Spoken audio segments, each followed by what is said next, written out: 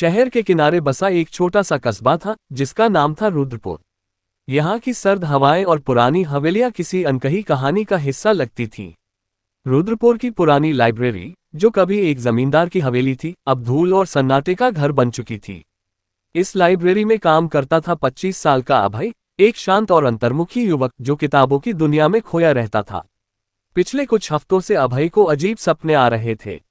हर रात वह एक प्राचीन किताब देखता जिसके कवर पर विचित्र नक्काशी थी, एक सर्पिल चिन्ह जिसके बीच में एक आंख जैसी आकृति थी। किताब का नाम था निशाचर का रहस्य।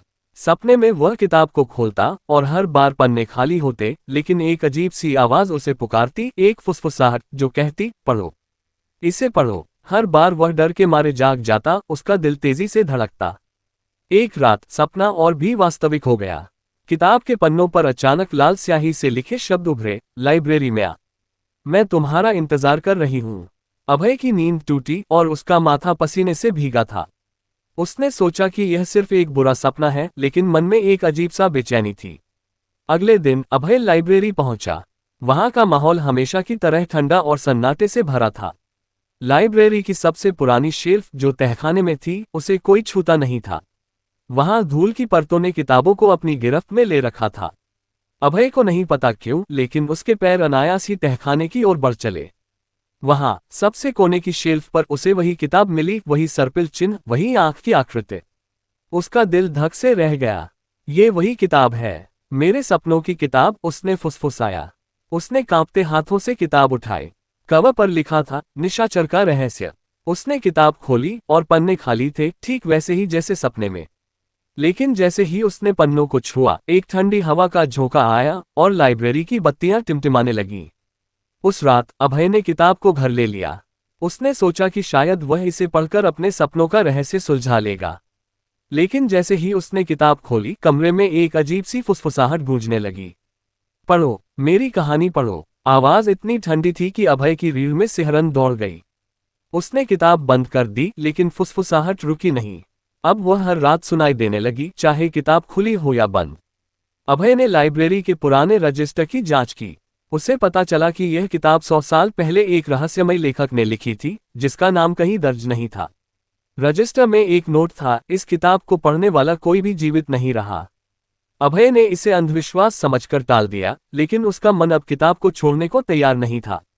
जैसे जैसे दिन बीतते गए, अभय के सपने और भयावह होते गए। अब वह सपनों में एक अंधेरे हॉल में खड़ा होता, जहां दीवारों पर छायाएं नाचती थीं। हर छाया एक इंसान की तरह लगती थी, लेकिन उनकी आंखें खाली थीं। वे फुसफुसाते, हमें आजाद करो, किताब को पूरा पढ़ो। अभय हर बार डर से जाग जाता, लेकिन अब उसे नींद में भी किताब की फुसफुसाहट सुनाई देती थी। एक रात उसने हिम्मत करके किताब को फिर से खोला। इस बार पन्नों पर शब्द उभरे, लाल स्याही में, जैसे खून से लिखे गए हों।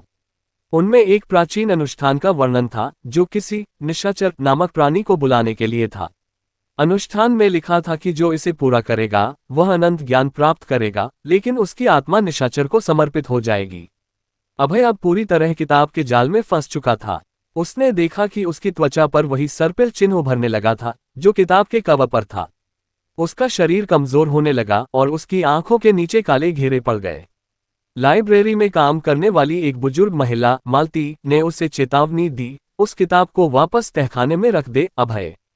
यह कोई साधारण किताब नहीं है, ये निशाचर का जाल है। लेकिन अभय अब रुक नहीं सकता था।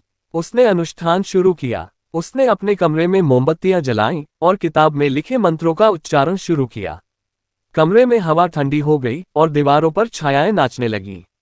अचानक एक भयानक आकृति उसके सामने प्रकट हुई, एक लंबा काला साया जिसकी आंखें लाल थीं। तूने मुझे बुलाया, उसने कहा, अब तू मेरा है। अभय ने चीखने की कोशिश की, लेकिन उसकी आवाज गायब हो चुकी थी। उसका शरीर अब उसका नहीं था। निशाचर ने उसकी आत्मा को अपने कब्जे में ले लिया।